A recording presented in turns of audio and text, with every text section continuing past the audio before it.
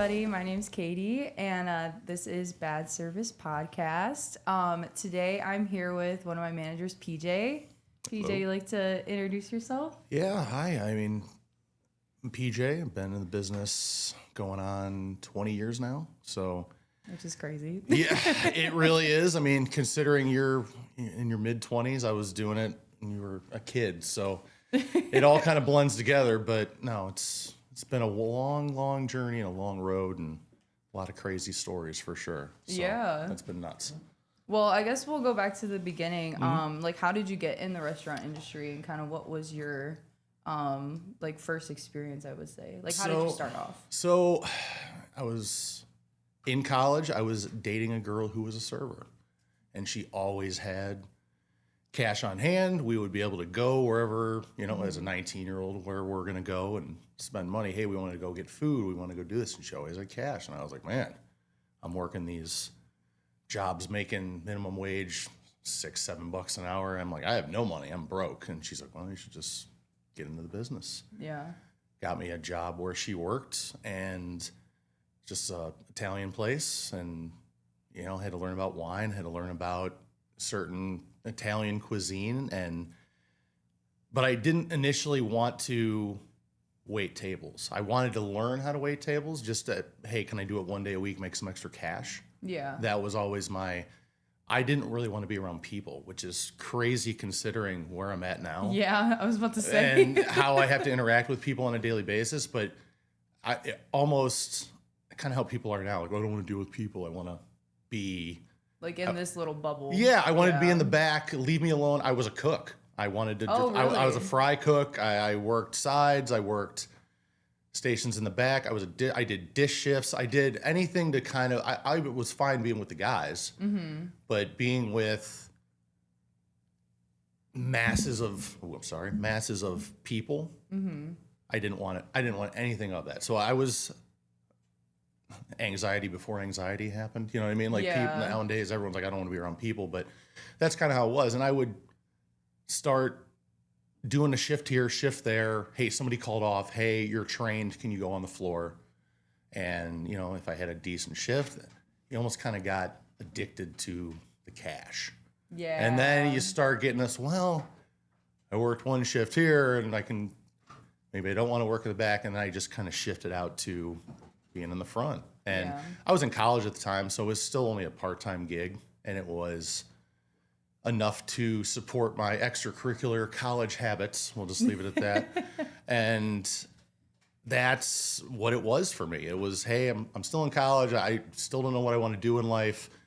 This is a chance for me to kind of break out of my shell a little bit, because I was a shy kid. Like I said, it's crazy to even think about that I'm sitting and doing a podcast and being in front of cameras and everything going on and being able to do this. But I was really kind of shy and introverted, and I didn't want to be around people. And it kind of got me out of that bubble. Yeah, I was going to say, how did that feel like at first? Because you being shy. Oh, it was awful. I was awful. I was very step by step.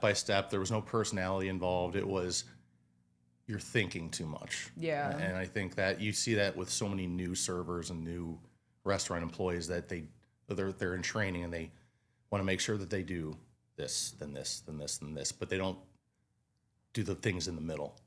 So, and it doesn't flow, and it's not an easy transition when you're waiting on people. We always say steps of service, and everyone that's gone to a restaurant, everybody has their steps of service and greet them in so many, minutes and yada, yada, yada. But there's the little things in the middle that make your money. Yeah. Steps of service are great. You can go anywhere and everyone's going to do these 10 steps of service, or however many steps each restaurant has in their, handbook. But it's showing that personality. It's interacting with them a little bit, connecting with them a little bit. They want to come and get away from whatever they're dealing with.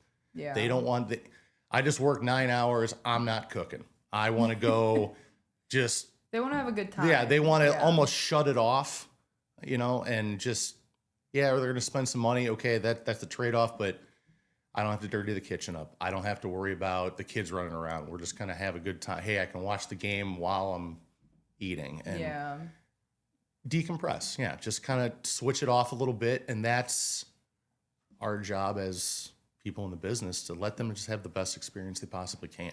Yeah. That's our job. Like, I think No, people it really is. people forget that. I mean, they really do. Like, we're in the customer service industry, not necessarily the restaurant industry. It's let them have the best experience possible. Yeah. And No, that's so everything true. usually works itself out if you do that. That's how I always think of it. You said that you started off as like a cook then. Yeah. At the place, and then you moved on like serving. Yeah, I kind of did both. It was somebody kept calling off and, hey, do you want to learn how to do this? And, you know, my girlfriend worked there. So it was like, oh, you should serve. And I'm like, all right, like, I guess I'll try. Yeah. And you get out there, and it was just, like I said, once I got out of my shell a little bit and I got more comfortable with the people that were working there, it kind of, you know, just growing up in general, but I got more comfortable talking to people.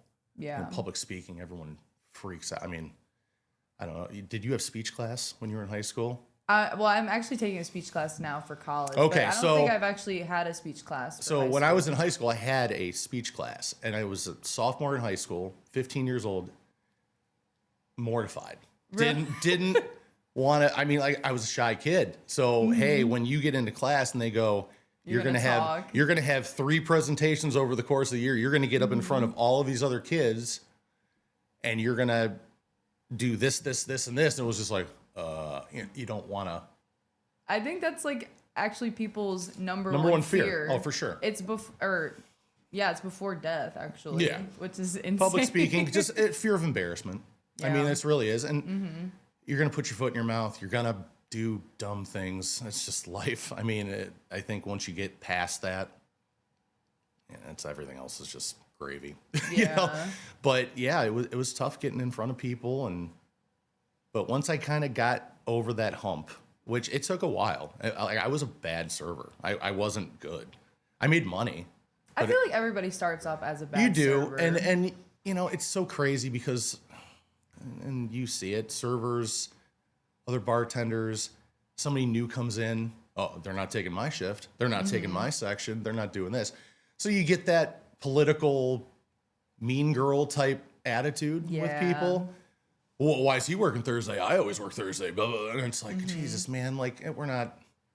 And I don't think you don't think that way, and most trainees don't. You get some real cocky ones, but I just think it's once you kind of find your way, it takes time. It really does. So yeah, everyone starts out like, no, I've never seen anybody really just take to it immediately. Yeah. Like, oh, I've never served before. Oh, you have to be like a really good like people person. You do. I feel like you have to have that personality. You have to be able to kind of bullshit a little bit. I know that's in the right way. You know, like as a bartender or a server, like when I bartended, it was talk about sports, talk about whatever's going on in the town, or hey, this big game's coming up. Not saying that you don't care about that, but you got to have some. You got to have some. Make small it, talk. yeah. You got to make it just not. What are you drinking? What are you eating? All right, cool. See ya. Then you sound like a robot. Yeah, you are, and we get into that where you guys aren't order takers, and you've heard me say this. You guys aren't robots. You're not order takers. You are servers. You're in the customer service industry. Like, you'll walk around as a manager, and I've done this as I've gotten older, and you just hear the same spiel over and over and over again from servers. Hi, we have Pepsi products, blah, blah, blah, blah, blah, blah, blah, blah. Okay. Instead of reading the table. Hey, I got 4 dudes that are watching a basketball game. Hey, guys, want to do a pitcher beer? Hey, guys, want to do this? Right, yeah. Hey, guys, want to do a shot in a beer? What are we doing here? You know, and kind of get them going a little bit. You get 4 ladies coming in for happy hour. Are we doing Long Islands? Are we doing margaritas? Hey, we got this that goes well with this.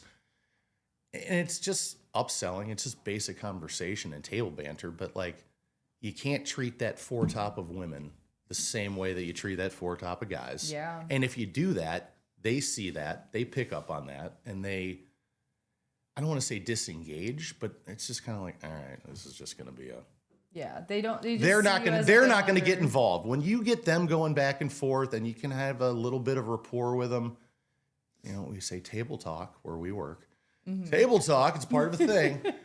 but it's super important. All the cheesy things in the restaurant business that are posted on cork boards all around the restaurant, if you actually read those, I actually have read them a little bit. We talked about it the other day. You're like, hey, I went over this with this person. And I was like, oh, that's great. That's what you want. Yeah. It's not just stuff to put on a board. If you really kind of go by some of it, as cheesy as it sounds, it'll make you more money. It'll hopefully make things easier for you. And that's the whole thing. It's making the job easier. Yeah. There's going to be days. There's going to be days where you're like, oh my God, you're walking in your car like, what am I doing this for? Why? Why did I decide to do this? And I need to go back to school or whatever the case is. But, the good usually outweigh the bad. I wouldn't have been doing this as long as I've done it if it wasn't good. If it wasn't good. Yeah. Like, there's bad days. We're just like, man, I don't want to get out of bed. Like, I don't want to do this. But then it's... Once you get going, once you get past that, I think that's every job, though. Yeah. Everyone's like, I don't want to do it. It's because you like what you do. Yeah. Or at least I feel like you like the gist of what you do. You have to. You wouldn't, you can't do this as long as I've done it if I don't like it a little bit. As much as I rant and rave, I like it a little bit. We'll just leave it at that. So I know that you said that you bartended before. Yes. How was that time period for you? Oh, I loved it. I love bartending. That was the best. Oh man, that was it was the same kind of situation. I was serving, and at that point, I'd already transitioned to being a full-time server. So I'm making server money. I'm getting good sections. I'm a trainer. I'm doing everything I'm supposed to do. And there was a bartender that I was actually friends with, but he was just super unreliable. He was late all the time. Couldn't get to work. Dealing with girlfriend stuff, whatever the case. He'd call like 2 minutes before he's supposed to be there. He's the only bartender. We're like, what? And all of us are just like, well, what are we going to do? At that point, you're not getting somebody to come in. No one's coming in 2 minutes prior. And if you do, you hit the jackpot. You better play the lottery. If you can, as a manager, if somebody calls off 2 minutes before a shift and you can get a hold of somebody first off, they then respond. Don't say, hey, I'm doing this, or this, or if you get the "I'll be there in 30-minute" text, play the lottery. Yeah. Because you just hit it. It is such a relief of, oh my God, this is going to be such a better shift. But that was the situation with this guy. He just kept messing up. And they kind of went up to me, and I was 21, maybe not even 22 yet. And they went, hey, what do you think about bartending? And I went, sure. I was a young 21-year-old kid going to the bar every night. I'm all about it. Right, yeah. I can be at the bar. And it was crazy because now, when I started bartending, I'm dating myself a little bit here, these flat TVs that are everywhere and are only 20 pounds and you can just hang them up on a thing and it's no problem. That wasn't a thing. It was tube TVs that were everywhere. Oh. They were heavy. The mounts, you had to get things drilled into walls and literally had to be a flat thing to sit a long tube TV. It was crazy. So there weren't a ton of TVs in restaurants when I started bartending.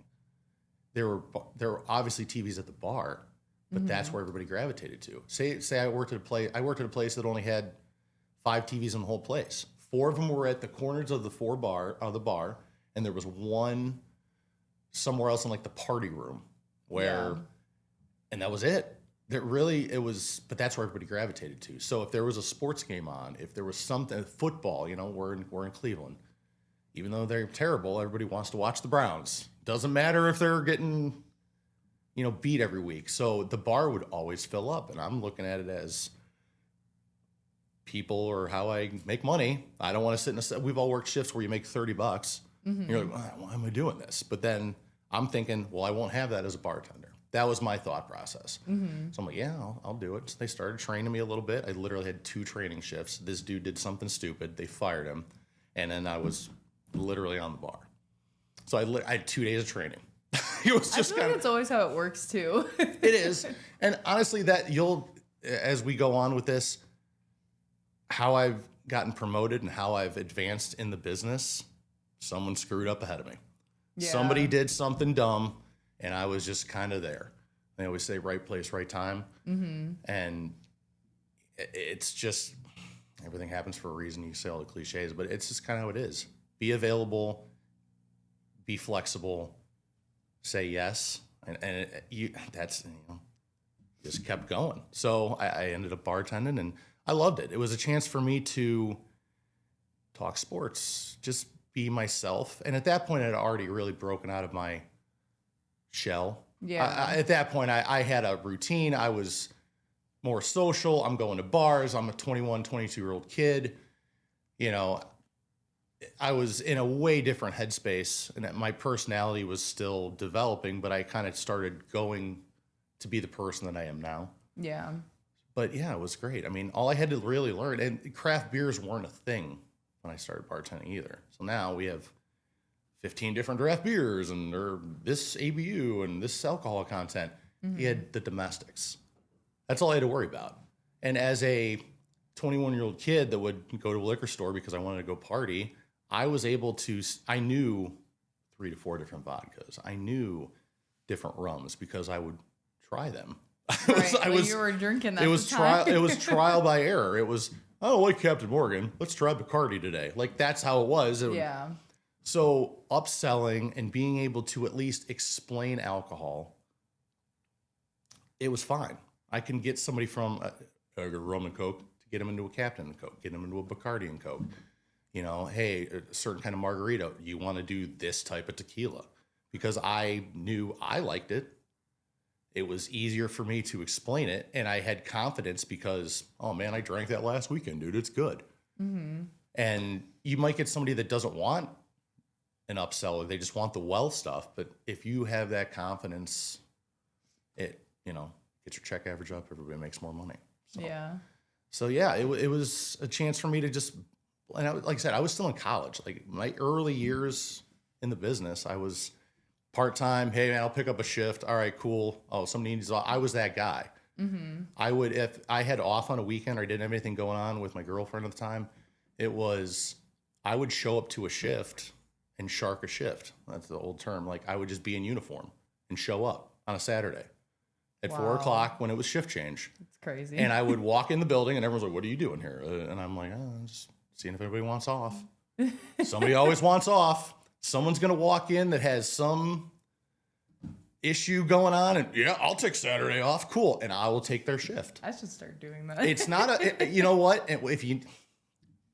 Managers love it. I mean, I would do it, you know, if I needed to make extra money. Hey, well, the electric bills due at the end of the month. I'm just going to show up and see what happens. Yeah. Someone always wants to go home. If they don't, they don't. I go home, take off my uniform, and do whatever I was going to do otherwise. Right. But yeah, you got to want to do it.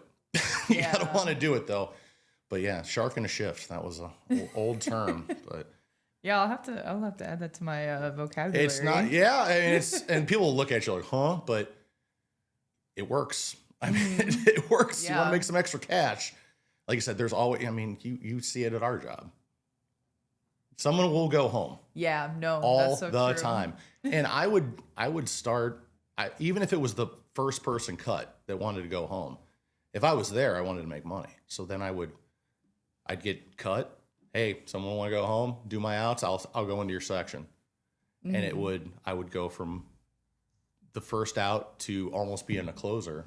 And that's how I made my money. Yeah. I mean, I hustled for it, and it's how I supported my college extracurricular activities. That's how that was what the business started as. So, well, going from, you know, serving and bartending, all that, and then transitioning to management, how was that for you?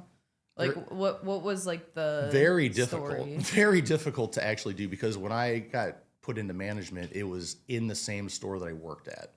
I didn't go manage at another location. Mm-hmm. So the same kind of thing. I started as a server, bartender, wherever I was working, and before I got into management, it was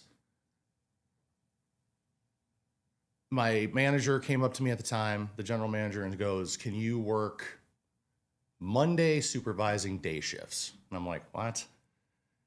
And I'm like, "No, I'm good. I got my 4 or 5 shifts. I got the sections I want. I have my regulars. I make my money."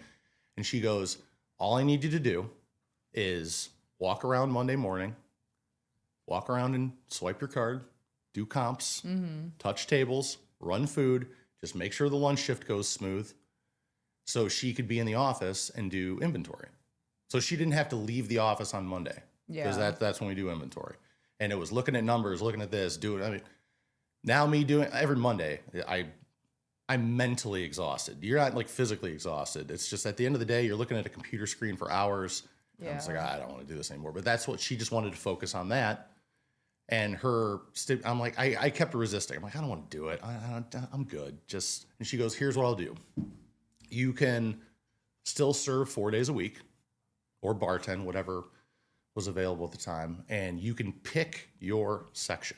So she let me pick my schedule of what I wanted to work. That's crazy. Which that's not a thing. Yeah. But years ago, it was out of necessity. That's how a lot of the business is. And it was like, so I went, okay, I'll work this day, in this section, where I knew I was going to make money because I don't want to work this shift. I'm not going to make anything. But I knew if I worked that shift in this section, that's where people would go.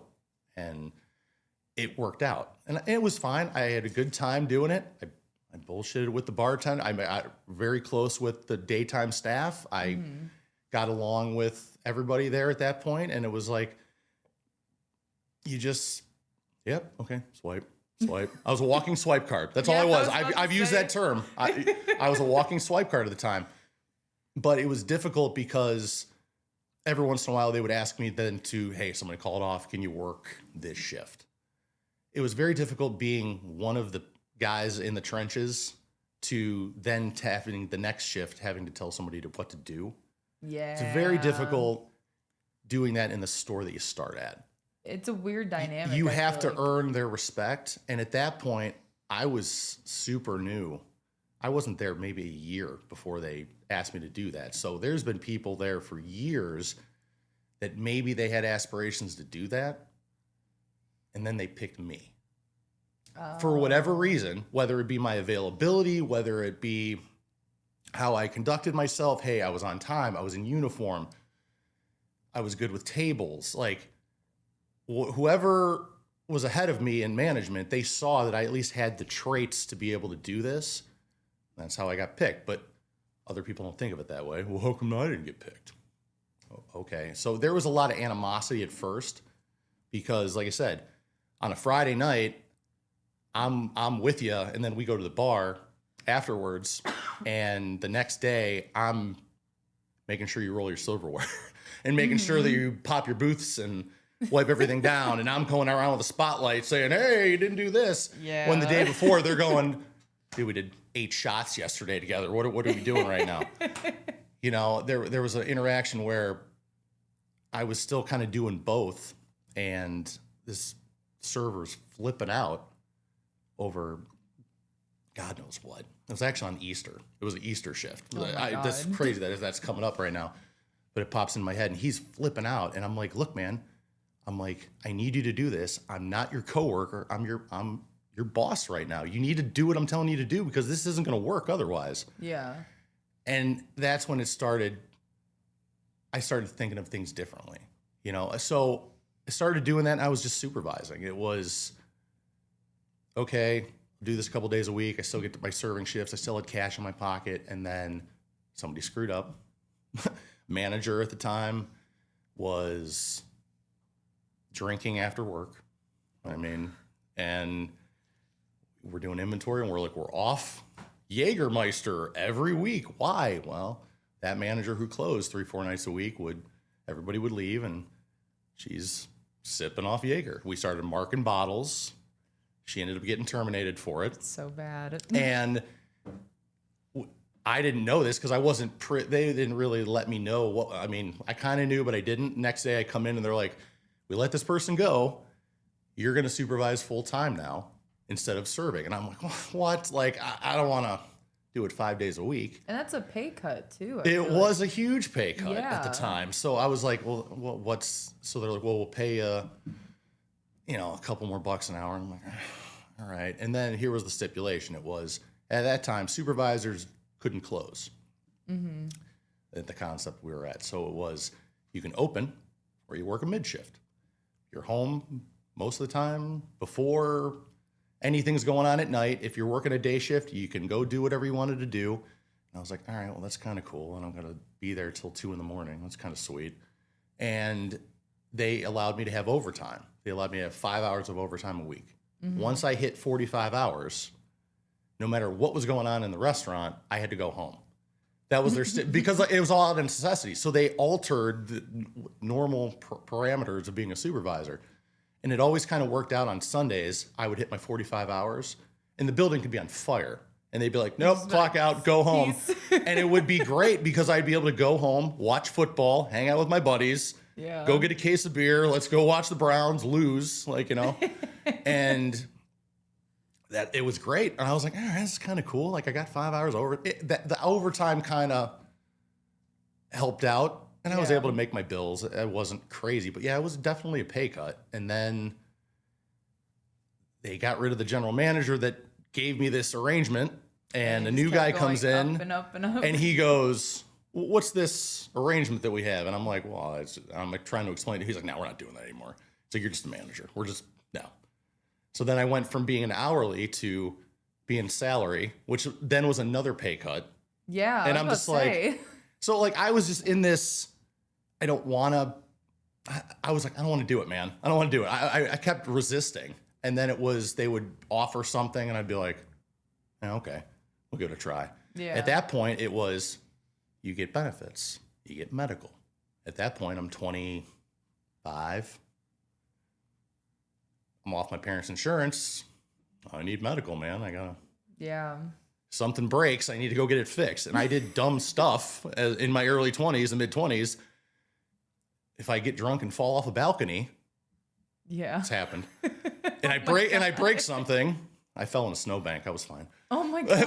It was one of those, but that was okay, I need medical. Mm-hmm. And and I'm like, all right, well, I'll just do this until I figure out what I want to do.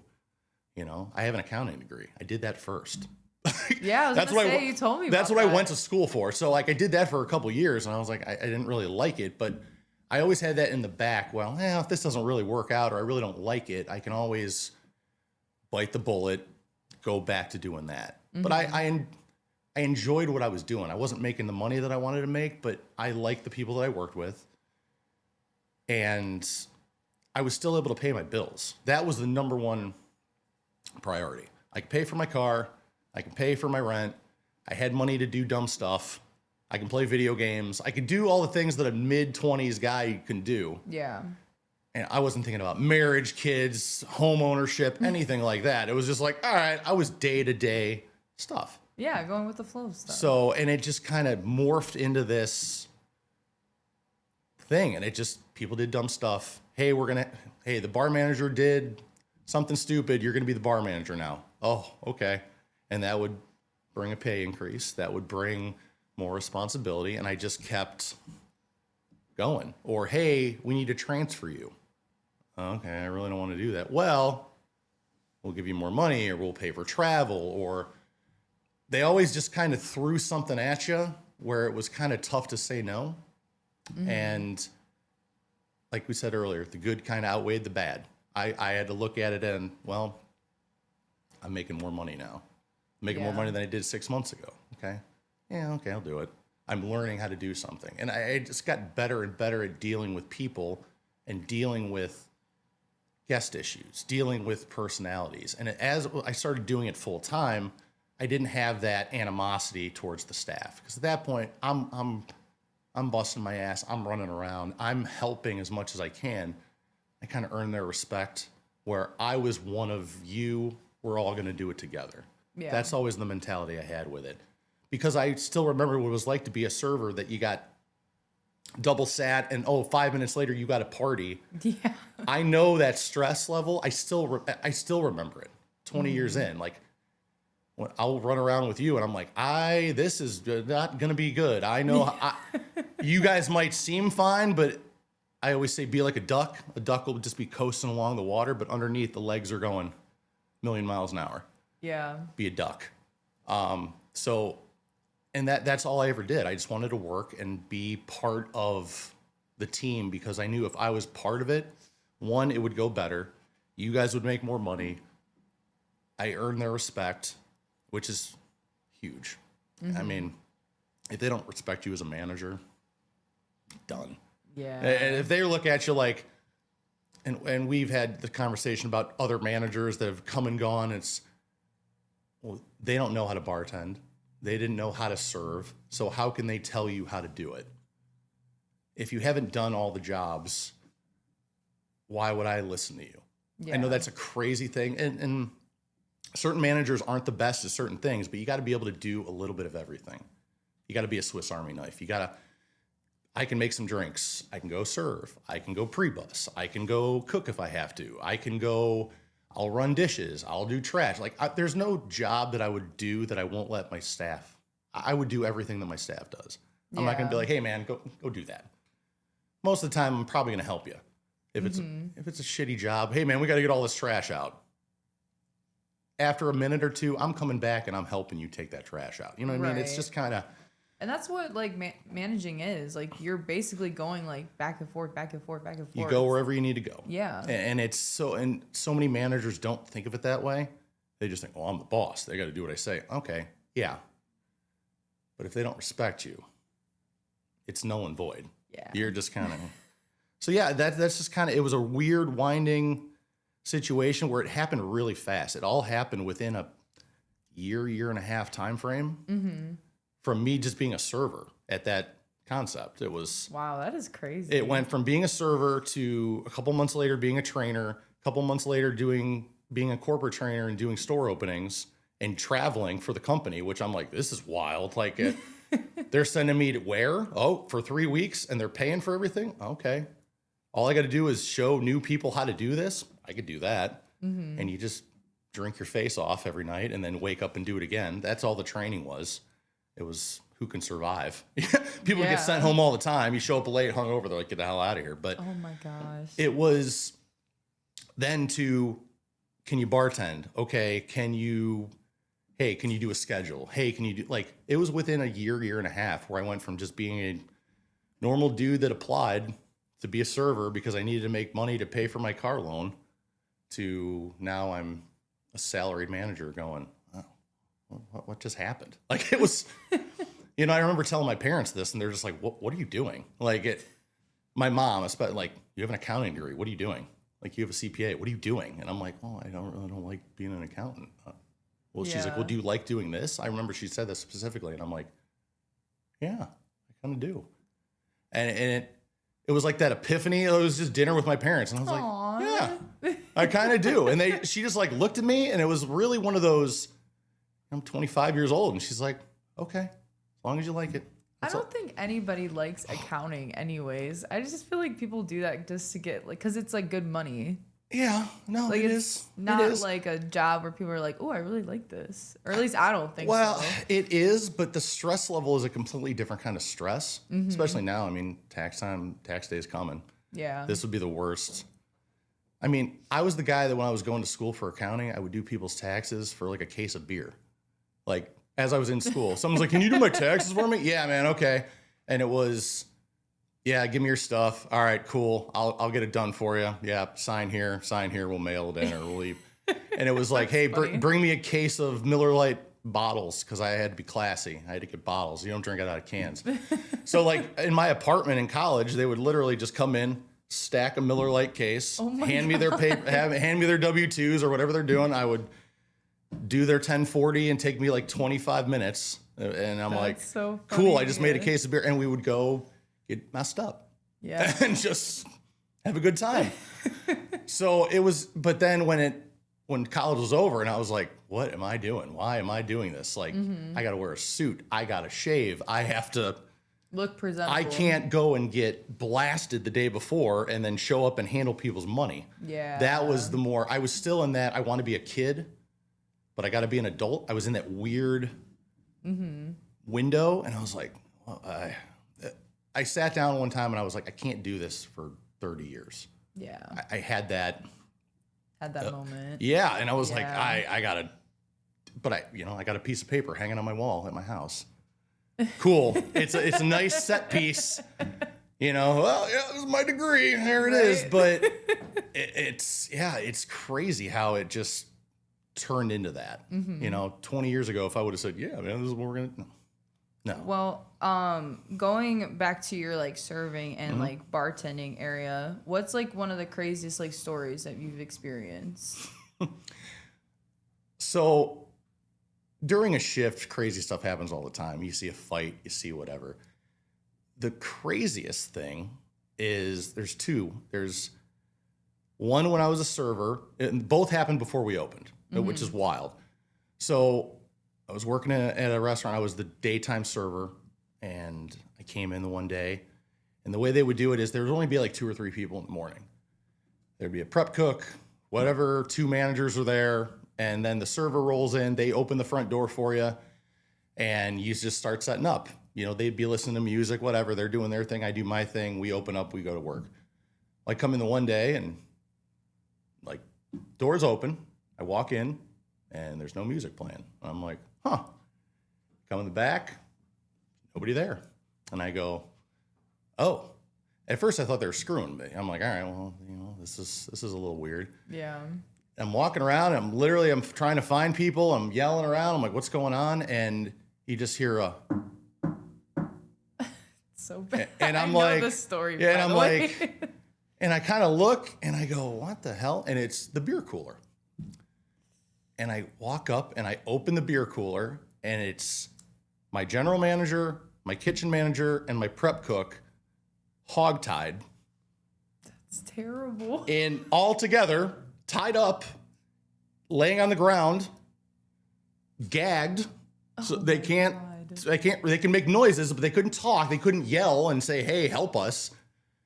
And I opened the door, and it was a cooler that wasn't a big, wide cooler. It was a narrow cooler. It was a very, like I said, back then we didn't have 15 drafts. It was 4 or 5 beers tops. So everything was jammed into this cooler. Kegs are stacked up, and they're just there. And the store got robbed, is what happened. They thought that they were getting a delivery. They thought they were getting a food delivery. Mm-hmm. And the way they did it is they just had like a little thing where you would move on the door, and you can see there's a hole. And they would, oh, okay. And they'd open the door for the driver. Well, apparently, when they did this morning, they opened the thing up, and it was a dude that just had a gun pointed at the hole. So they'd opened the door. They stole the deposit. It was like 15 grand in cash. So we have a machine in our store where it's a reverse ATM. So everybody's cash at the end of the day. We put the money in there. It's in there. We can't do anything about it. We don't keep it in the safe. We don't go to the banks. We have a company that comes. That's part of the reason, probably why a lot of places do this now. But so they took the deposit and tied up the staff and hog-tied them and took a bunch of stuff, and just, it had to be an inside job. I don't even think they ever caught whoever did it. Yeah, I was about to say, didn't you say it was an inside job? It had to be. There's no other way that anybody would know, hey, there's that much cash there. Hey, there's only 3 people working there. They knew exactly what they were doing. And the crazy thing about it is the bar manager, he was the general manager, but he did the bar. He was up against one of the kegs. They couldn't move because it was such a narrow cooler, and they stuffed them all in there. So this is a couple hours they were in there before I got there. They get there at 7 a.m. Oh my God. So they were in there probably 3 hours before I got there. If I had to guess. And his finger was up against a keg, like touching a keg. Oh. Which you don't think anything of it, but kegs are at 38 degrees constantly. Oh. They have to be. His fingers touching this keg, and they couldn't move. There was no room. They were literally wedged in there. His fingers up against this keg for 3 hours. He got frostbite on his pinky, and they had to chop the pinky off? Like half of his pinky. Like, I still know the guy to this day. Like, he doesn't have half of his pinky finger because they couldn't salvage it. It was done. That's insane. And it was like one of those things. I'm like, I got to get another job. I can't work here anymore. Like, it was so crazy. Cops are there, and I'm just like, can I go home? Like, I don't want to. It was absolutely insane. And we were at a restaurant. We were right off like a main road. We're right by the highway. Whoever did it was long gone. Yeah. But yeah, it was that's the first one. And then a second one this is just a goofy one. I was working at a Brazilian steakhouse at one point. And you get there in the morning and it's young kids. They're doing prep. They're doing whatever. And they have these 10-inch chef knives, butcher knives, because they'll go around to the table and they'll cut. I don't know if you've ever been to Texas. Yeah. So if you ever been to one of these places, it's worth doing if you got the money. You're just throwing it away. But I go back and I'm walking around and it's only like 2 or 3 people in the restaurant. And I just hear these guys, and they're young kids, and they're just quoting Star Wars, like from a movie. And they're just, and it's so, I'm like listening to them. They don't know I'm there. I'm kind of like around the corner. I'm just like, what is going on? What are these guys doing? You know, I've had that inner monologue so many times. Like, what are we doing? And they take their butcher knives and they are reenacting Star Wars? Their Star Wars God. lightsaber fight with their 10-inch knives, and they're clanging things together and damaging their knives, which they had to pay for their own knives. Which is, I'm like, what do you like?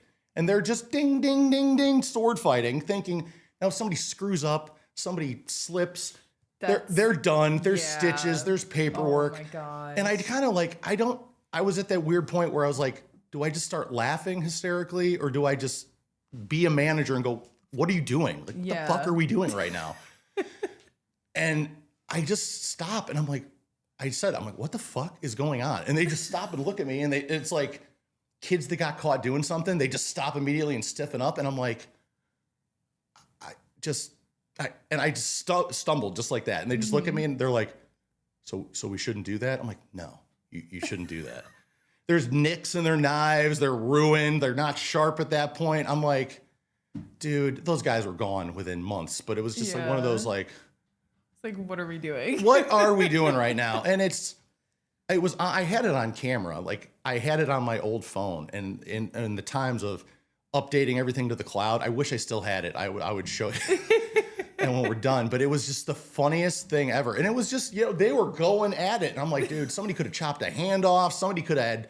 I thought that's where the story was going. That somebody was going to like, no, thank God off. it didn't. But it was like, but they were doing it and like having the talk. They were quoting the movie as they were doing it.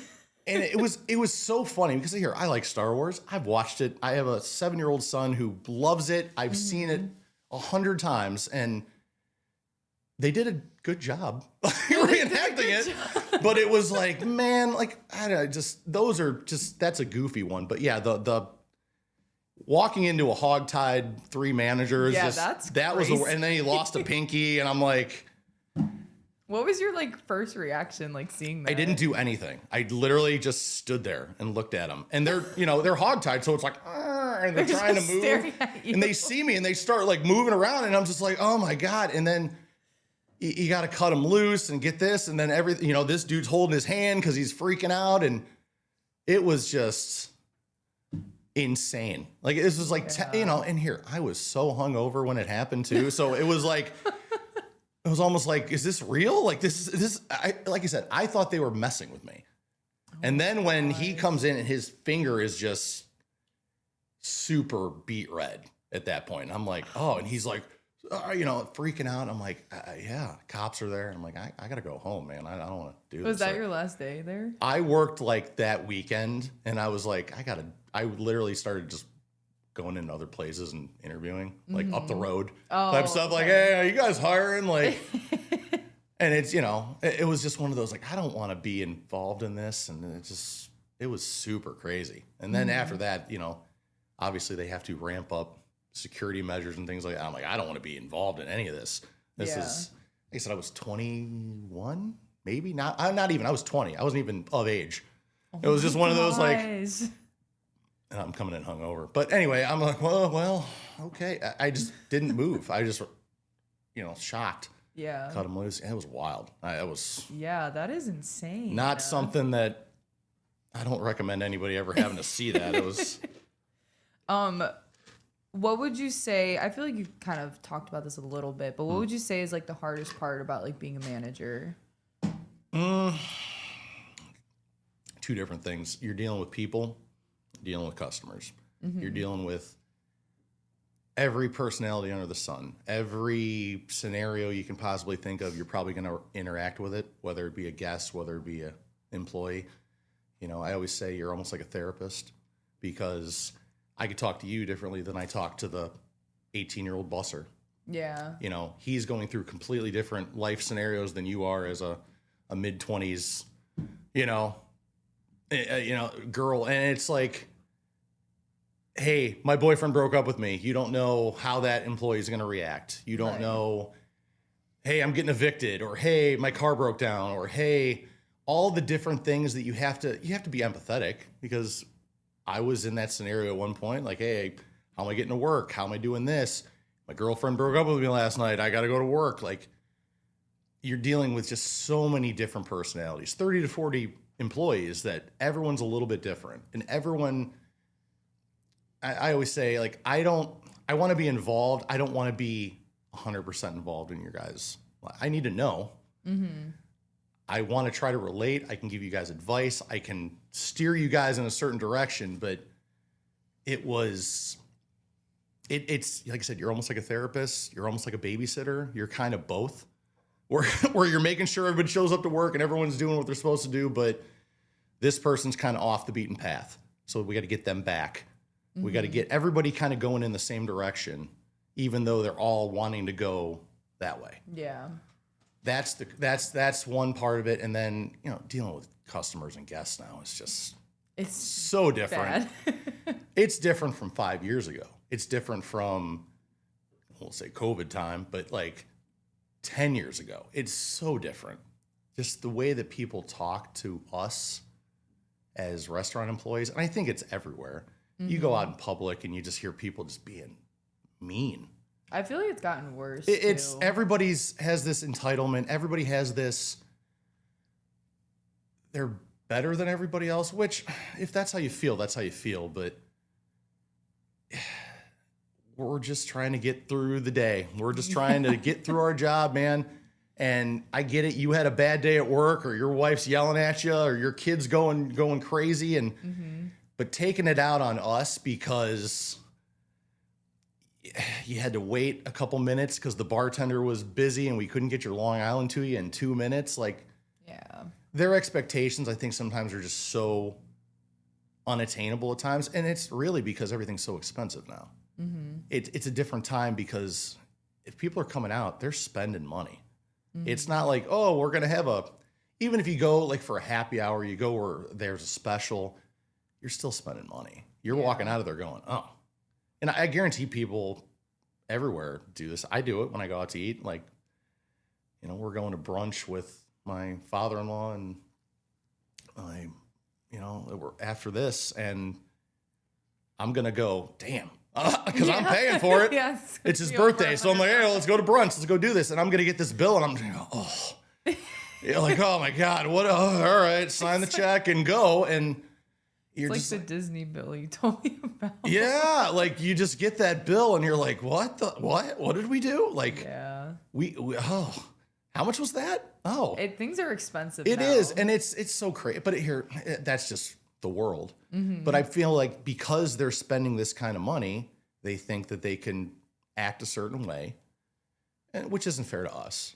Mm-hmm. We're just, like I said, we're just trying to get through our day. We're just trying to do what we got to do to pay our bills or do whatever we got to do. And you coming in and being a fucking asshole. Like, I mean, it's just, be frank, it's like sometimes I'll walk away from a table and I'm like, oh. Yeah. I see it on your face too. You're like, what just happened? Yeah. You're like, what did he just say to me? Like, and you got to try to just take the good with the bad, and you got to try to take a step back and, hey, maybe they're just having a terrible day. Mm-hmm. And that's what I have to keep trying to tell but I have to do it more and more. I have to do it multiple times a shift. Yeah. I mean, we worked last night. I was walking around going, whoa. I was too, honestly. I was like, what is going on? Like, what is, well, I can't have this because of that. Like, and I get it. Everyone has dietary restrictions now and everything's going on, or does this have this? And I get it. But just the way that customers act, or, hey, you're walking in on a Saturday night and we're full. The whole rest, there's no tables in sight. There's not like an empty table where you can go, I could just sit there. People don't think of it that way. They just go, oh, I got to wait? Well, I've got 15 people. You can't sit me right now? And you're just like, no. Like, no, that's not how this works. You know, that's the crazy thing with, you know, customers and, you know, hey, we got 20. We're coming in 10 minutes. They'll call the store. And then I'm like, well, we'll do our best. Like, there's only so many places you can put large groups. Right. And our restaurant is larger, so we have more flexibility than others. Yeah. And that's why we get these large groups. You know, that's why I have to just keep telling myself, like, okay, they could have went anywhere. They came here. Okay, they want to spend money here. I need to calm down. I need to not get pissed. Yeah. And I have to be calm as I can, so you guys don't get wound up, gas you guys up, and then everything snowballs from there. But yeah, that's just well, we got to get to a movie. We got 20 minutes. What? Like, where are you going eating in 20 minutes and getting out and paying and getting to your movie? Yeah. It's not possible. You should have went to McDonald's. You should have went to some fast food place and got something or leave earlier, heaven forbid. Yeah. Heaven forbid, plan out your day a little better. But they treat it like it's our fault. Mm-hmm. You know, I mean, in a restaurant, if you get your food in 15 minutes, thank your lucky stars, man. High five somebody. Like, there's days like on a Saturday, like if you're waiting 20, 30 minutes for food, that's pretty standard.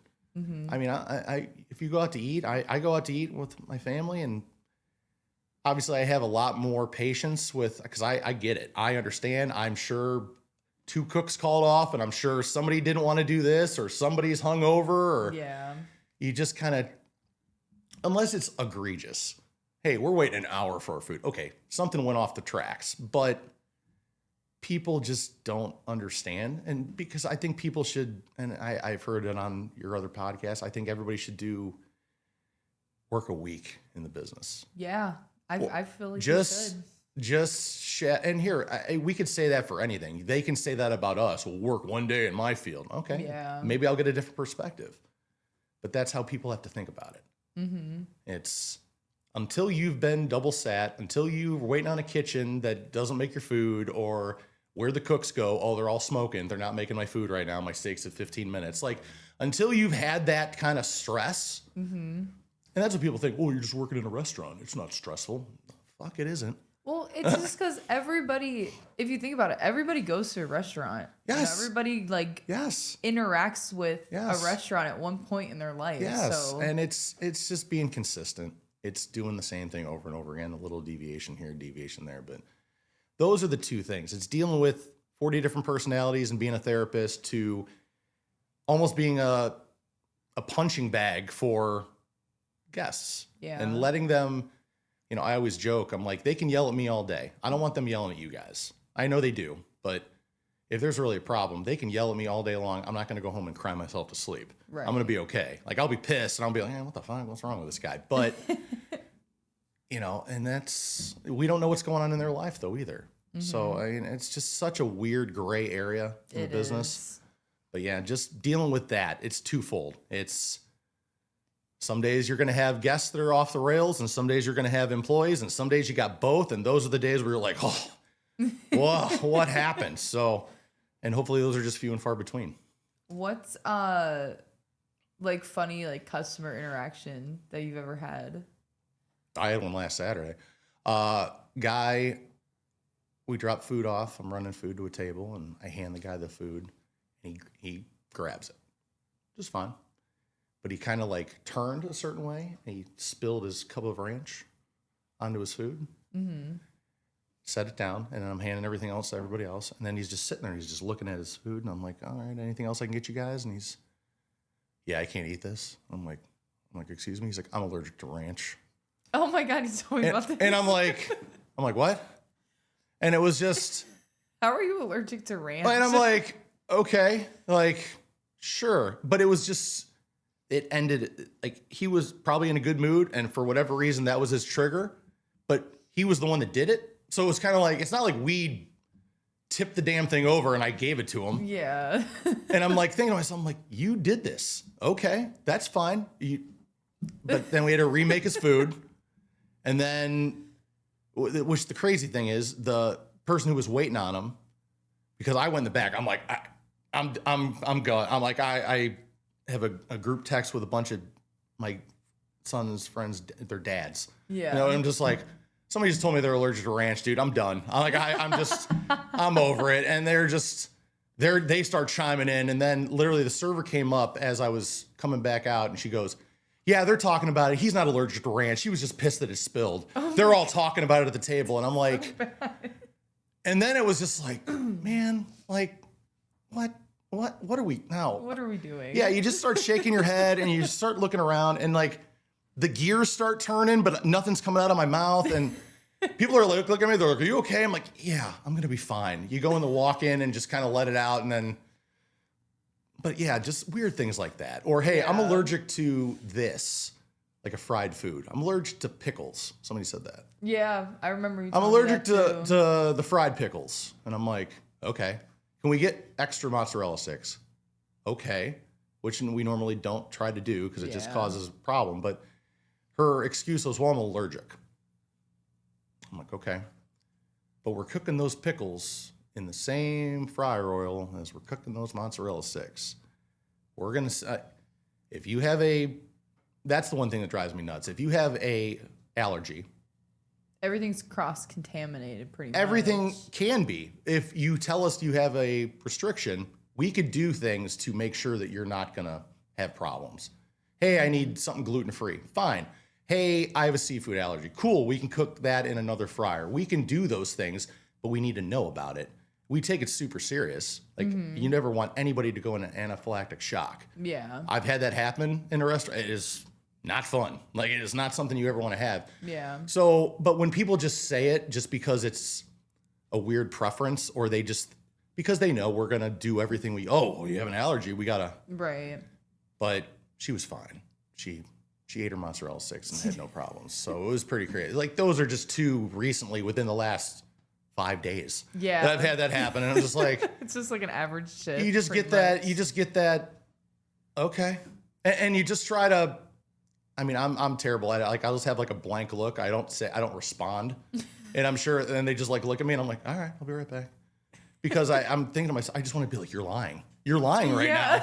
Don't lie to me. Just be honest with me. Like, it's fine, man. You spilled your ranch. Cool, man. I get it. Don't say you're allergic. Yeah. Because then we have to treat it in a completely different way. Mm-hmm. So, yeah, that's just two. I would say mine is when people, or that one person threw food at you. Oh, the wings. Yeah. Yeah. That was It was really a TikTok funny. trend. It was a TikTok trend. They would get their food, order it, pay for it, and then throw the food at the people that were giving it to you. Yeah. And I'm like, why did you just like sat there? Why, why did you just waste your money? And the wings went flying. They weren't like just around me. They went, it was like a buckshot behind me. Wings, and people are like at tables, and there's wings sitting on, and they're like, what just happened? I'm like, I don't know. I don't. Like, sometimes you just got to be genuine. You got to be honest. I think most of the time, if you're just honest with people, or you're sincere, and they realize that, and I think sometimes they just stop being a dick. Yeah. But yeah, there's just so many weird things that have happened, and you're just like, you can't get me with a pen and paper, and if I write them down, and people don't believe you unless you've been in the business. Mm-hmm. Like, luckily, my wife was in the business. Otherwise, I would have been divorced 3 times by now. But I can come home and tell her stories, and she's go, yeah, it makes sense. That checks out. I get it. Okay, go in the other room. I'll leave you alone for 10 minutes, let you calm down, and then we'll do what you got to do. But yeah, dude, that's crazy. What's something that people do or guests do that they think is helpful but isn't? So there's a couple things. It's stacking plates for you. Yeah. Like, they think they're helping you because, they can just grab it and they're helping get things off. But they stack it funny, where I know it's weird, but we have a certain way of holding certain things and balancing certain things so we don't drop them. That's part of our job. So if they put something a little off, you're going to drop it. You're going to drop silverware. And then it just makes more work. Then you're running around. Then the busters got to get involved or whatever the case is. That's the first thing. Or, I do... Here, hand me your Stanley Cup real quick. I'll give you a little, since we have video. A little visual. So when I go to tables, and I've done this for years, well, I could put 3 in my hand. Yeah. So I had big old bear paws. So I would have a third one right there. So if I'm walking and I would have 2 in this hand, well, I have a system where if I'm coming to a table, I can set them down, no problem. I've been doing it for 20 years. Right. When I go up to a table and they try to grab it out of my... Oh, I hate when people do that. And 9 times out of 10, it spills. Yeah. Then they're upset that it spilled. And I'm like, I literally have to be like, when I see it, I'm like, please don't. I'm not trying to... Like, if they try to grab this is going, I'm dropping this, and we're just making more of a, like, they think they're helping, but, and it's fine. It's this genuine, I'm going to help them out, but then it can go sideways real quick, and then it turns the whole dining experience into a mess. Yeah. And literally just stuff everywhere. Ice, I've had somebody do that to me before, but I had a tray. That's and even they were worse. Trying to grab the beers off the tray. And that's like I said, we have a certain way of balancing those trays. Like we almost like you make a cross so everything's even. And if they grab one of them, whoop, Yep. And and here's the thing, if you say you've been a server for a year, you're not going to know that. You get a new trainee out of training and they try to do that, and somebody, dude, that thing's going down. Yeah. That thing is. I mean, you've been doing it a while, and it's still it's crazy. Like those are 2 things that, or I never complain, but I hate that. That kind of, but you do. That's fine. You do complain. But those are 2 things, and those are just little minor things. But like I said, if one thing goes bad, it's a domino. Yeah. Everything. You spill water on someone, you ain't coming back. It's over. The whole dining. You can be the nicest, most personable person in the world. They're wet. There's ice. Then the kids yelling, and you're just like, oh man, I just need to get this table out of here as quick as I can. So those are 2 things that are just, not good. Is there an incident that ever happened that almost made you want to quit, or like a shift to where like you wanted to quit mid shift?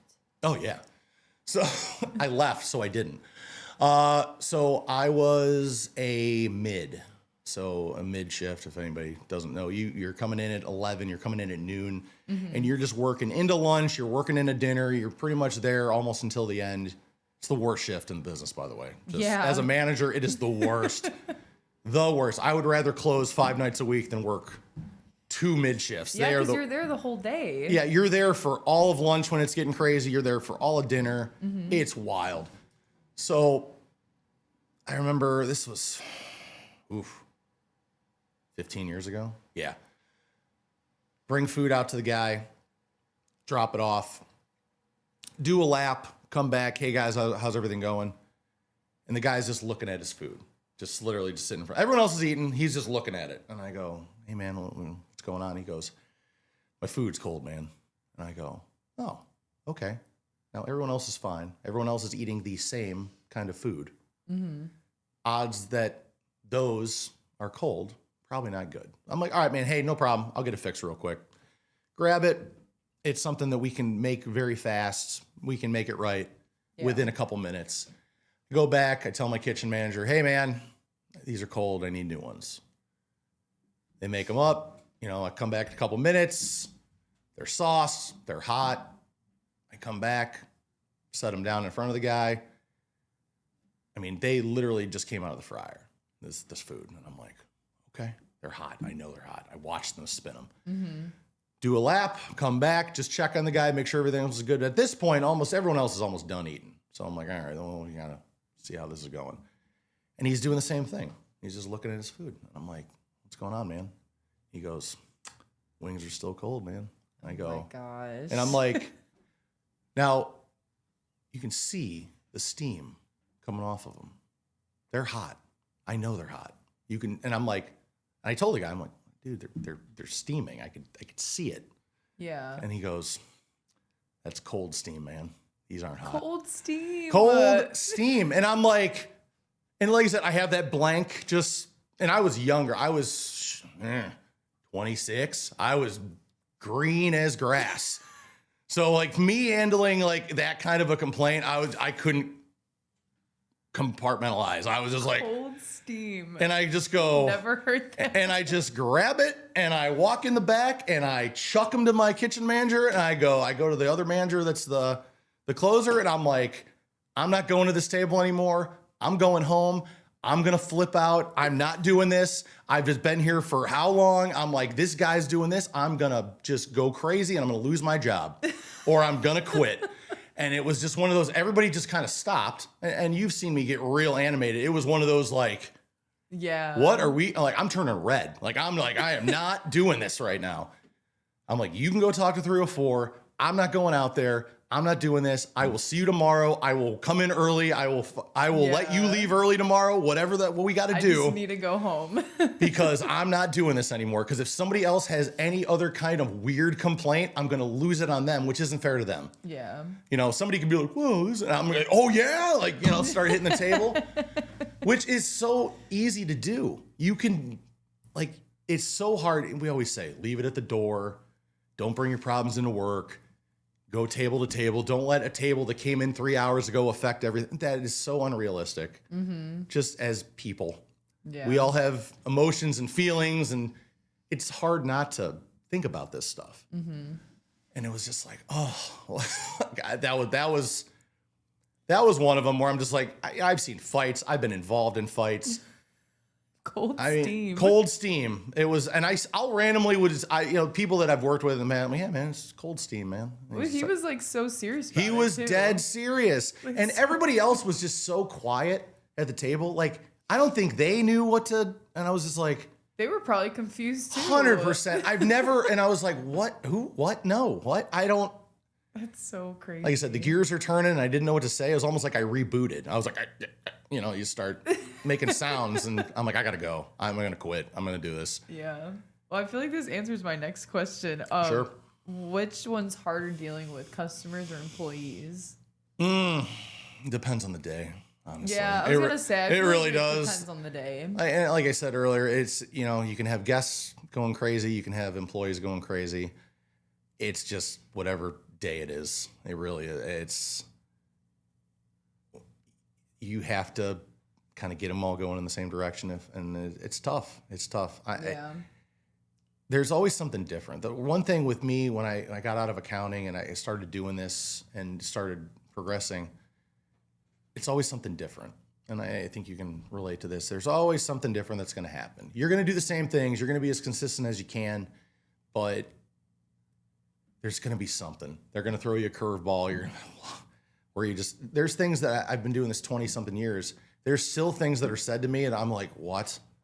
Like, you just can't, because now it's different. Because now I don't want to say I'm the older manager, but now it's very hard sometimes to relate to a mid-20s employee. Yeah. Because you guys are dealing with so much different stuff.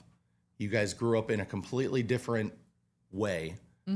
Where, you guys can come to me with a problem and I have to be empathetic. That's part of my job. I have to try to understand what's going on. But sometimes it's difficult for me to be that way. And I'm like, what? Like, a cook will come up and be like, this happened and this happened and this happened. Or, I got arrested and I lost my car and my car got impounded and stuff. Those are things that, unfortunately, I've never had that happen. Yeah. So for me to be like, what do you say? Yeah, that sucks. Like, you can't say that. Yeah. You gotta be, or hey, what do we need to do? What can I help you with? Do we need to change a schedule? Those are the things that are difficult to kind of handle, but it depends on the day. It really does. Yeah. It could be a random Tuesday. It could be a Saturday. Something's going to be different each of those 2 days. It's wild. If you were to change something in the restaurant industry, what would it be? Yeah, I think we already touched on this. I think everybody should have some experience doing this. Yeah. Just to be, and here, it's not possible. It's not anything that's ever going to happen. But I had a mentor when I first started doing this that view things through the guest eyes. That's what he always told me. And it was, at the time, like I said, all these cliches and all these goofy things they tell you. Now that I'm older, you start thinking about it. I'm like, yeah, that guy was right. Yeah, that makes sense. My dad always used to tell me, by the time you realize I'm right, you're going to have a kid that thinks you're wrong. It's something that he's pounded in my head. And now that I have a son, I'm like, yep, you were right. Those are some words of wisdom. Crazy words of wisdom. You know, my old man's got a few of them, but that's you just don't know. Yeah. You just don't know what everyone's going through. You know, what we can change, you know, hey, can we do auto grad on part? Like those are just little things.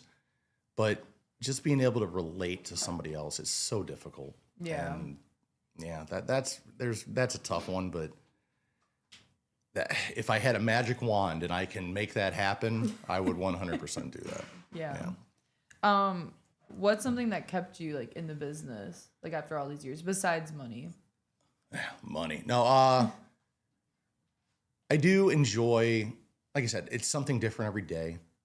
And since I kind of broke out of my little shell, you're interacting with different people. You're dealing with different things every day. Well, it could be stressful and it could be crazy. And like sometimes I'm just shaking my head a lot. It's something different. The career that I initially was going to go into, it was just going to be the same thing over and over and over again. Yeah. This is, I don't want to say it keeps me on my toes, but it does. There's always something that someone's going to say or someone's going to do, and you're just going to go, okay. But you interact with different people too. You can have a conversation with a regular or even just a guest or an employee that can kind of get you going through the day. They can put a different perspective on things. Yeah. And, you know, we've had conversations where, you know, you'll talk to me, I'll talk to you. And I'm not trying to like spit words of wisdom on anybody, but I always joke, I don't talk just to talk. And I know I'm very long-winded with my stories, but I don't tell you guys to do things just to hear myself talk. Mm-hmm. I'm doing it to help you guys make money. Because that, at the end of the day, that's my job. My job is to help you guys come in here, make quick money, make good money if you're good at it, and we all go about our day. And if you guys are making money, usually the restaurant's making money, and then if the restaurant's making money, I'm not getting bitched at, and everything kind of trickles down. Yeah. And that's just how it is. I mean, we just need to be better. Be better, you know? No, that's true. Be better. What have you learned from a younger person but taught an older person? Ooh. Like being in the restaurant industry. I don't think I had this one on the notes. So if you don't have one, taught from okay. a younger person that I've. What is it again? What have you learned from a younger person but have taught an older person? From younger people now, it's how to interact with other younger people. So, okay. Talking with you, talking with some of the younger staff, kind of gives me a different perspective on how to talk to other younger people. Talking to older people, they don't understand it. That's a tough one. It's kind of, you know, it's just looking at things differently, I guess. That's they have me look at it a little differently. Maybe I talk to an older manager, an older person, where they can be complaining about something, and I can kind of give that perception. Well, maybe it's because of this, or this. Yeah. Then you just give everybody better understanding. Mm-hmm. You know, that's kind of, yeah, that's tough. Like I said, usually it's the opposite way. Usually it's older person to younger person. Yeah. But with younger people, I mean, you guys have completely different stress levels. You guys have completely different lives. You had an iPhone probably your entire life. Yeah, pretty much. Okay, so technology is so crazy now. Like we walk around with tablets and take orders, and it goes to the kitchen. Whereas I'm still into writing. I'm writing it down, and I'm like, can I read my shorthand and things like that? So we'll say that. Hey, technology based. You guys are real tech savvy with sharing files and doing this, and those are things that I could show maybe another manager who doesn't know, because maybe I didn't know. Mm-hmm.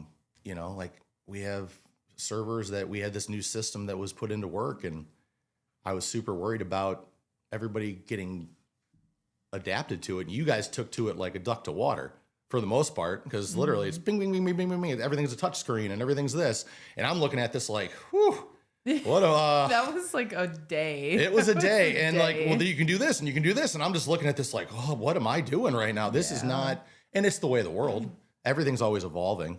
But yeah, I think maybe technology wise, I think that's, you guys show me things that, here, you're real quick with our computer system. You can do things probably a lot faster than certain things that I can do because you're ringing in orders on that all the time. Mm-hmm. Oh, hey, split this, doon, doon, doon, doon, doon, 3 buttons. And I'm like, what did you just do there? And then I have to, so, you know, I have a younger manager that, she's really quick with that stuff. And it's like vice versa. She'll show me something. I'm like, oh man. But then I don't know. I would say that the technology way. I feel like older people, like older servers or bartenders, are very like with their ways too. Oh yeah, you can't teach an old dog new tricks, really. Yeah, it's hard to like. I've been doing this 15 years. You're not going to show me how to wait tables, and I'm like, oh my god, I know. If you can wait tables, you can wait tables. Mm-hmm. It's just the little things in the middle. Like I told you, there's a lot of different things inside those steps of service that some of those older servers just do as an instinct. Mm-hmm. But yeah, it's tough. They're so set in their ways, and that's part of the personality thing. You're dealing with a 40-something-year-old server that's been doing this since they've been 15, working at a diner, to the 19-year-old that I'm just trying to make money when I'm in college. Yeah, and it's just a different way to do it. You know, I can probably maybe get that 19-year-old, hopefully, to alter how they're gonna, I guess, progress in the business, where that older server, I mean, I can give you tips and I can tell you things, but it runs into, well, I'm older than you. You get that a lot. I don't get that anymore because I'm pretty much older than all of you now. But when I was a younger manager, that was really tough. That was, I'm 26 years old and I got to go up and be like, hey, blah, blah, blah. You need to arrange the tables this way, and the salt goes on the right, and make sure that the menu's done. And they're just going to go, I'm doing this longer than you've been alive. You get that, and I'm like, oh, okay, cool. I'm going to go over here now. And that's, like I said, that's so tough as a young manager, just to kind of get that respect. And it's tough. You have those interactions, and that can be defeating. It really is. There's times where I'm like, oh, that sucked. I've had younger managers that I've always told them, I'm like, you have to go above and beyond what you're expected to do to kind of earn the respect of everybody. And that's so hard as a young manager to do. It is, because you do, and because you don't want to. Mm-hmm. You don't want to. None of us want to do some of this stuff, but if you do it consistently, if they respect you, they're going to work harder for you. If we're all going to do it together, like I always say, I don't know, you ever seen the movie Braveheart? You're not a movie person. I'm not a movie person. So, I haven't seen a lot of movies. All right, well here, so I always use this as William Wallace is leading Scotland against England. Big, whatever, peace. William Wallace, first guy, they're all on the battlefield.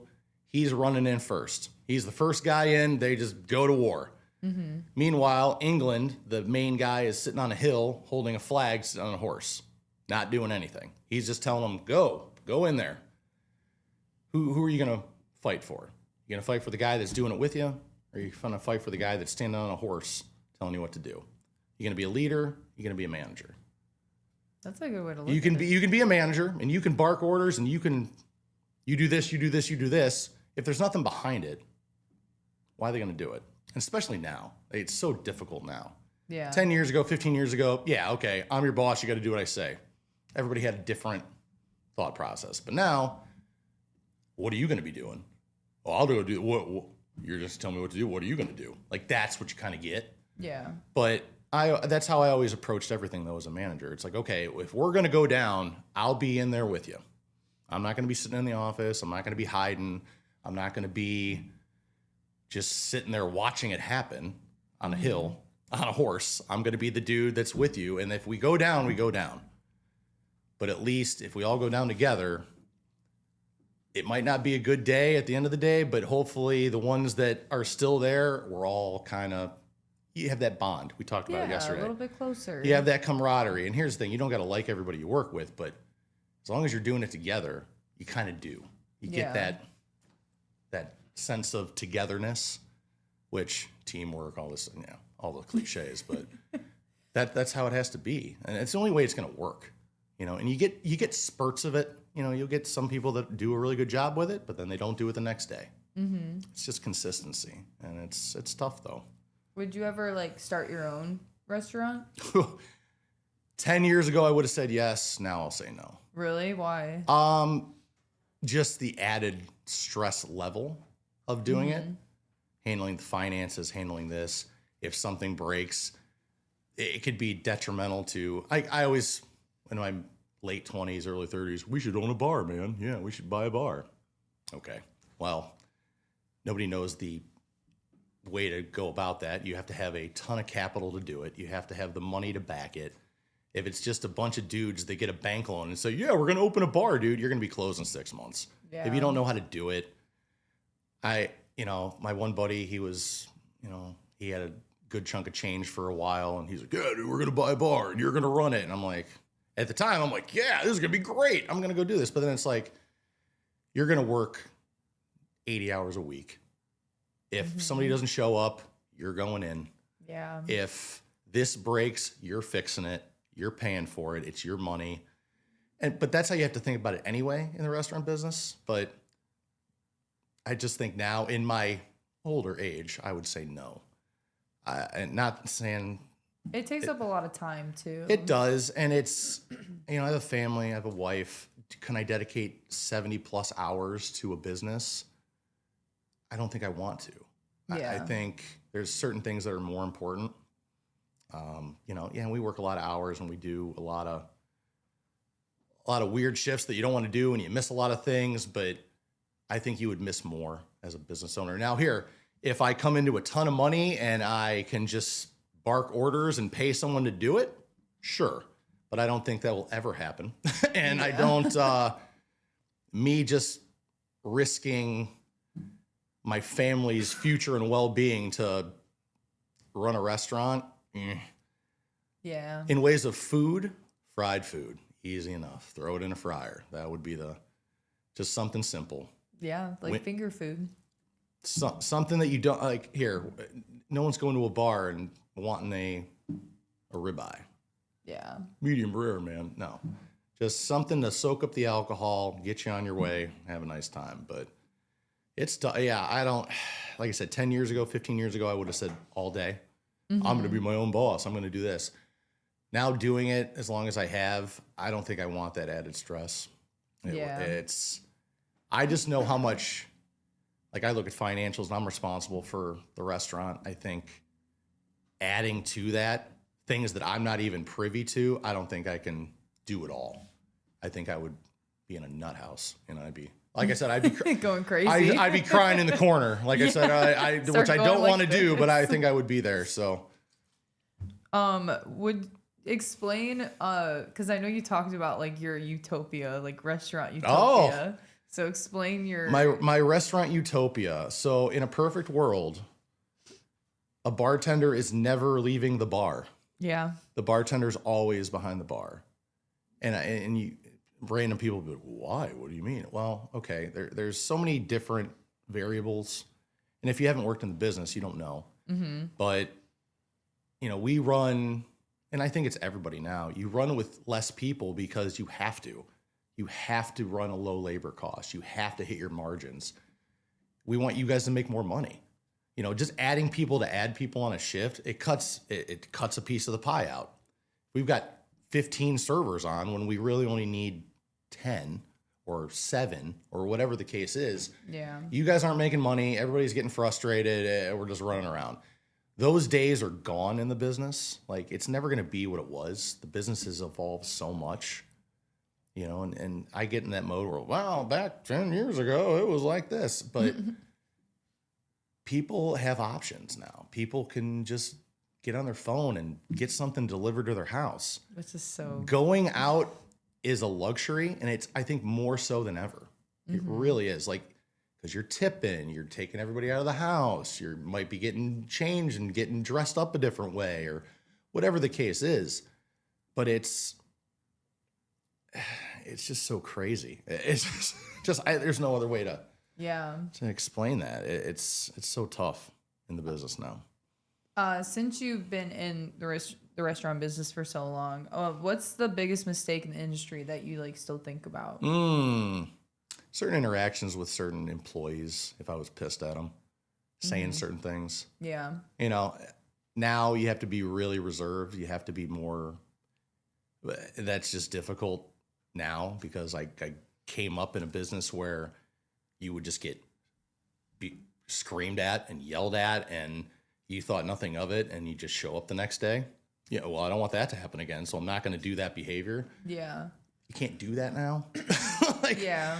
So just I need to do this as a manager. I need to sometimes I just need to, my expectations I think sometimes are too high because I want things to go so well and I expect people to do things a certain way. Just the interactions, certain people don't handle that type of confrontation well, but I take it for granted because we all kind of had it happen to us. So that's what's still, those are things, just, there's no specific story, but it's like back then, they always say coach in public or teach in public and coach in private. So if something's going on, hey, pull them aside. Don't do it in front of people. But back years ago, if you did something dumb, you heard about it. And you heard about it in front of guests. You heard about it in front of other employees. You heard about it like you would get singled out like you suck at doing this. You're not good at doing this. Yeah. Now you can't do that. So those are just little, and now thinking back at it, I was like, man, I was a dick. Like you just, but in my mind at the time, that's just kind of what you did, I mean, some people do need to get yelled at a little bit. No, and I agree. Like but there's such that fine line. It's such a gray area now, and everybody gets super emotional, and I mean, my parents yelled at me when I was a kid if I did something dumb. And I was like, well, I don't want that to happen again, so I'm going to not do that. Yeah. That thought process sometimes doesn't register with younger employees now. Well, what do you mean I can't do that? Well, why? How come? Like, you get all these 18 questions, and I'm like, I have to sit down and talk to you. Because I told you so, because I said so, used to be a sentence that you could just throw out there. That's not really how it works anymore. Yeah. So it's certain interactions. There's never been like, I've never physically gone after somebody or done anything weird like that. But, you just regret, hey, how did that person feel about that? I always say, view things through the guest's eyes. Well, hey, I have a 7-year-old. How would you feel if somebody talked to you that way? Now, I've had people talk to me that way, and I just said, all right, screw it.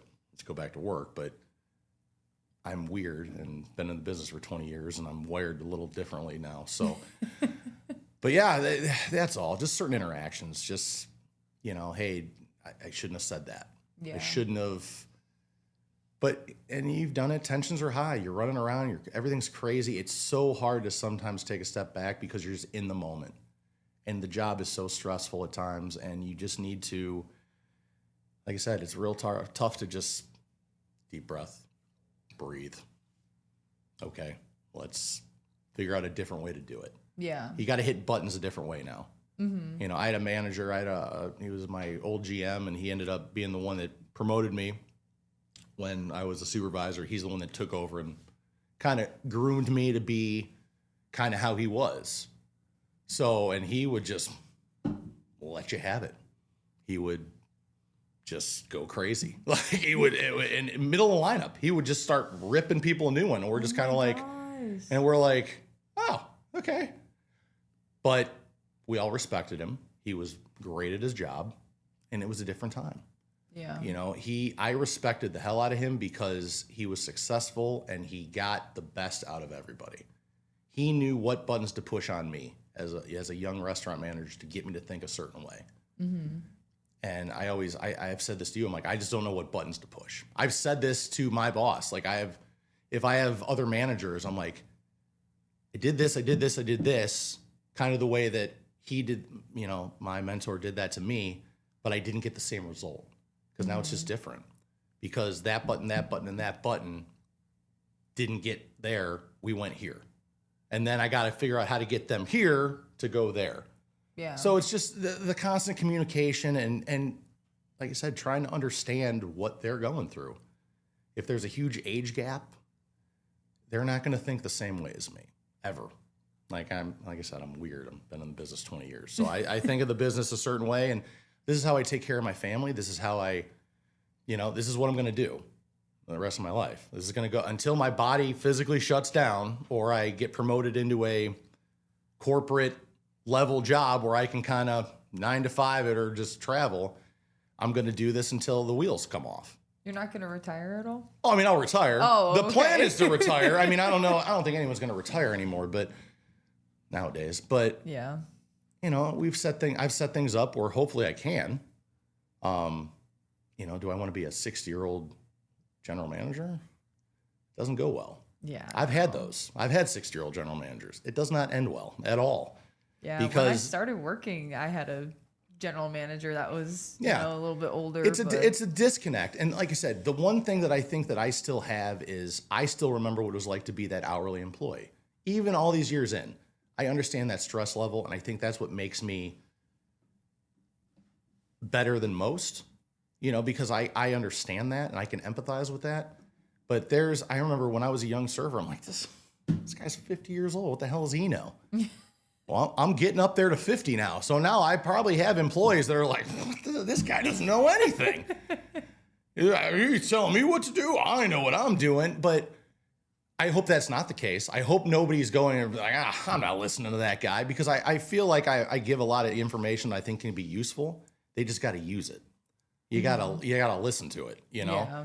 Hopefully our staff's listening to this and maybe it'll make them think of things a little differently. Maybe it's somebody that randomly that listens to this that thinks of the business a little differently. Maybe they want to do something different, or they never thought of it that way. Or maybe if I try this, I get a different result. Yeah.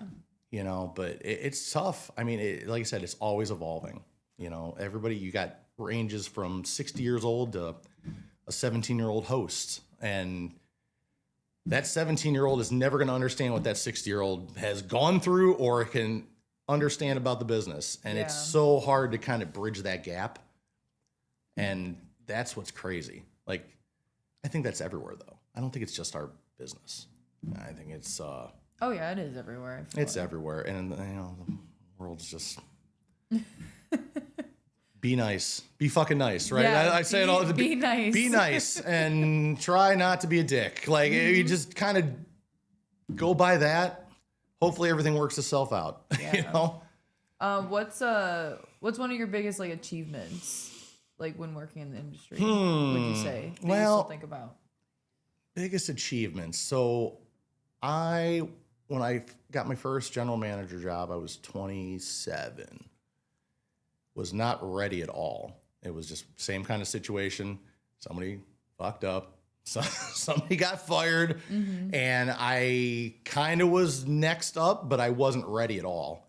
Like, they kind of probably had plans down the road for me to be promoted, but it was like, well, we got to do this now. Okay, who can we put there? Okay, him.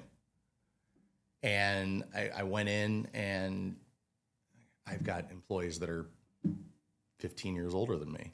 And I'm in charge of these people, and I'm in charge of them making money and the store making money and keeping us all in business. And it was so overwhelming because I was a kid still. Yeah. I mean, at that point, I was a manager for maybe 3 years, maybe. And it happened, like I said, it was an accelerated process. If you're a general manager at 27 of a store that's going to do $3.5 million in sales, you are not ready. I don't care how smart you are. I don't care how hard you work. There's going to be things that you come across. You're just like, what do I do? Mm-hmm. You don't have the experience. Yeah. So being there, though, that young, and it was a store that was not doing the best. Like, the general manager before me, I think, did some good things, but it just wasn't where it could be. they had good pieces. They had really good employees. I came into the best situation I possibly could because I had a veteran staff that just did it, and I think once I kind of got in there and I started working how I work, and I'm going to get involved and I'm going to find out, I'm going to learn everything about this store that I possibly can. I want to get involved and learn every little inner working facet of this restaurant to make it the best that I could. And we increased sales 3 consecutive years, which, if you can increase sales in the business 2% over last year, you're a rock star. If you look at the finance, like I know that's maybe pulling the curtain back a little bit, but if you can increase sales year over year, you're doing something right. You're getting people in the door, you're taking care of people, you're consistent. That just doesn't happen. Now you can say, well, price increases and all that. Okay, you can throw that out there, but getting people into the building and giving them the best experience possible. And that's all I tried to do. I just tried to get down to the basics as much as possible. And I know, get back to basics. It's just this and this. Okay. But we did that. I had a good staff, but they needed to just focus on that. Once we started doing that, and they had the personality to engage with guests and get people to come back, and hey, maybe it was a regular that stopped coming in because they didn't like this, but now we do it differently. And then they came back again and told a friend. So we went up. I said 2% is you're a rock star. First year I was there, first full year, I got there in November. So the first full year I had after that, we went up 7% year over year, which was like, oh shit. Like, okay, cool. Yeah. And I'm thinking I'm getting lucky. Okay, well, maybe we had good weather. Hey, we had a great summer. That's why the sales are up or whatever. So then, but we kept doing the same thing. We didn't stop. We just kept, hey, hired this person. Let's train this person. Let's cross-train this person. And the staff didn't really leave. I just kind of added pieces to what we already had. And that staff that I had, sorry. Oh, no, you're okay. But that staff then trained the new ones. And they kind of did the same thing. And everybody was kind of going in the same direction. Mm-hmm. So they helped me out tremendously with that. And then that next year, so we're up 7% over the year before. Then we were up 9% over the year before. So we've had 2 years where it's like, oh, okay. And then the year after that, that was my last year as the general manager there, we were up 11% over the year before. So from the time that I got there, so the 3-year window, from the time that I left, we raised sales from the first year to the last year. It was like almost $500,000 year over year.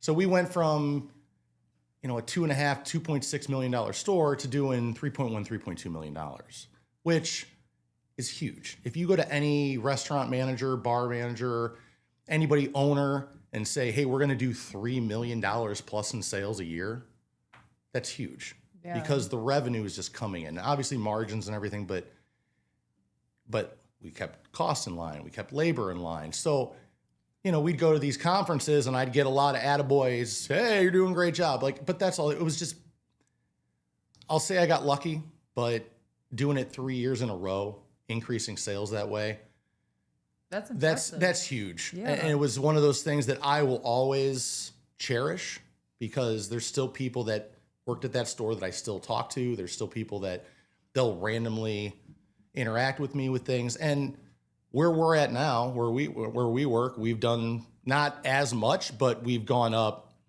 3% one year. We went up 9% last year. So I feel like we're getting there. We can, but those are the things. And it's here. I'm driving myself insane doing it sometimes, but it's just consistent. And that's what you got to do in the business. It's just be as consistent as you possibly can. But that's it. Raising those sales and getting that store from not being the best financially, having good pieces, but not putting it all together, kind of putting the puzzle together. Yeah. And making it a store that wasn't, I guess, a joke. I know that's a weird thing to say. I always said that it was the Island of Misfit Toys, the store that I was at, because they would ship managers to that store that maybe didn't do a great job at other places, and it was just like, just put them there. Just put them there. Or, I had staff that they worked extremely hard, but maybe they had a lot of personal issues, but they worked extremely hard to kind of work through that. Mm-hmm. So I always said that. I'm like, it's my island of misfit toys. But you know what? We all did the same thing.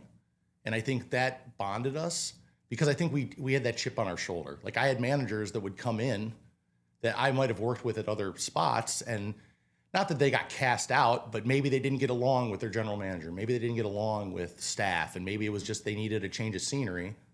And instead of being an afterthought coming to that store, we all kind of worked to get it going in the right direction. That like I said, increase, and in turn, everybody made more money. The store made more money. Like I said, it's that trickle down effect. That was always my big thing. Taking that store from a point where it wasn't really making money to it was doing great. Yeah. That because here, you can do it year over year and get lucky. There might be, hey, great weather. We went up, we had a great summer because it rained all last year. But to do it year over year over year, that wasn't by accident. That was a lot of hard work. It was a lot of blood, sweat, and tears. A lot of tears from staff. But we got there. And like I said, we all did it as a group, which, I hope that we're kind of doing the same thing here. I mean, some days are better than others, but we're doing stuff too whenever you work. But we're seeing results. Here's the thing. I know sometimes you guys don't see it, or hey, it's dead, whatever. But like even yesterday, you're like, oh, I feel like last Saturday was busier than this Saturday, and I think I chimed in. I'm like, we were actually busier today. Yeah, which is crazy, but like that shift ran way better than the week before, and we did more in sales. So it was kind of. Those are little victories. Those are little things that you're just like, all right, we did something right.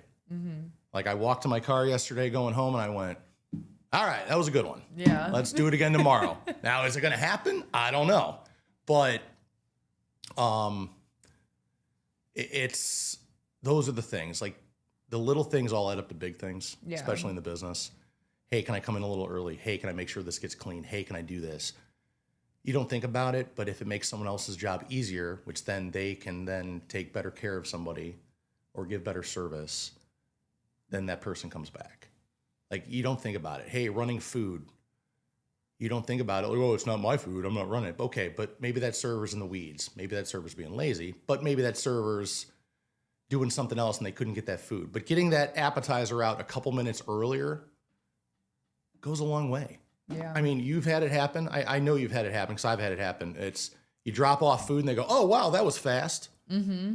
That's the best thing I can hear as a restaurant manager. Like we're doing something right. Mm-hmm. Now, when you take the appetizer and there's no plates or silverware or anything else for them to eat it, then I'm like, oh my God, we got to start this all over again. But that initial comment from somebody is the best because here, my cooks were paying attention. Somebody ran the food. We rang the food in quick. We didn't forget to ring it in. We did a lot of good to get to that point. And then it's just once you do some good things, everything kind of goes better. If you have a great experience coming in the front and the host is bubbly and happy and doesn't run in front of you and sit like it starts everything off on a good foot, and they might be having the worst day possible, but if you kind of interact with them a little bit and maybe connect with them a little bit, hopefully their day goes a little better. At the end of the day, they don't want to cook. They don't want to deal with the bullshit of being at home and doing stuff. Let's make them have the best experience they possibly can because they're not spending $10 to come eat. Yeah.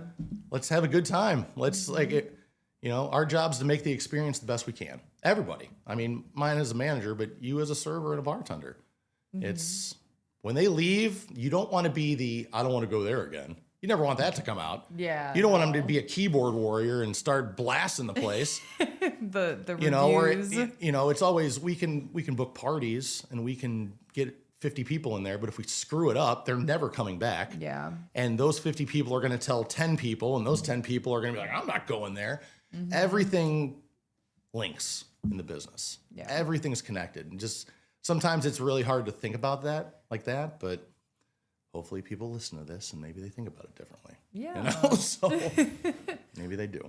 Well, the last question that I have for you, which I feel like you've kind of been giving a little bit of advice throughout the podcast, but anything else you want to tell to like the managers or like, people starting out in the restaurant industry? Starting out in the restaurant industry, just work hard. If you work hard, usually everything takes care of itself. Be present. Go where you got to go. Said view things through the guest's eyes. That cliche that was told to me.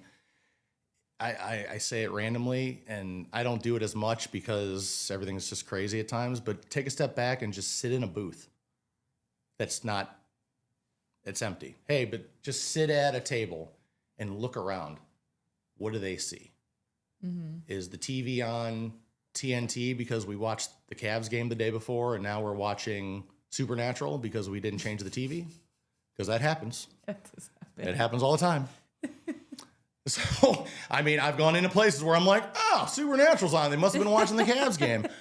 But, hey, there's a windowsill next to me. Is it dirty? Is it dusty? Is there a crayon sitting there because the kid decided from the night before to put it there?